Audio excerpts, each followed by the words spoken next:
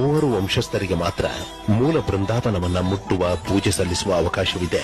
ಅದರ ಜೊತೆಗೆ ಮಠದ ಧರ್ಮಾಧಿಕಾರಿಗಳಿಗೆ ಮೂಲ ಬೃಂದಾವನ ಮುಟ್ಟಿ ಪೂಜೆ ಸಲ್ಲಿಸುವಂತಹ ಆದೇಶವನ್ನ ಅಂದೇ ರಾಘವೇಂದ್ರ ಸ್ವಾಮಿಗಳು ನೀಡಿದ್ದಾರೆ. ಅವರ ವಂಶಸ್ಥರು ಇವತ್ತು ಪೂಜೆ ಮಾಡೋದು. ಅವ್ರು ಬಿಟ್ಟು ಬೇರೆ ಯಾರು ರಾಘವೇಂದ್ರ ಸ್ವಾಮಿಗಳ ಬೃಂದಾವನ ಮುಟ್ಟಂಗಿಲ್ಲ. ಇದು ರಾಘವೇಂದ್ರ ಸ್ವಾಮಿಗಳೇ ಸಾಕ್ಷಾತ್ ಹೊರಡಿಸಿದಂತ ಆರ್ಡರ್. ಅವರು ಪ್ಲಸ್ ಮಠದ ಪೀಠಾಧಿಪತಿಗಳು ಯಾರಿರ್ತಾರೆ ಅವರು ಮಾತ್ರ, ಇನ್ಯಾರು ಮುಟ್ಟಂಗಿಲ್ಲ ರಾಯರ ಬೃಂದಾವನ ಮಂತ್ರಾಲಯದಲ್ಲಿ.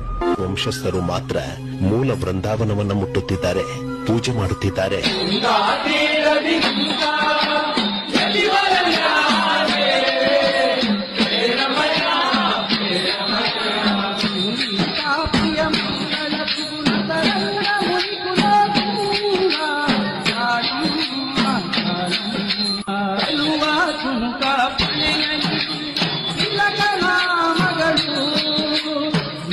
ಮೂವರು ವಂಶಸ್ಥರಿಗೆ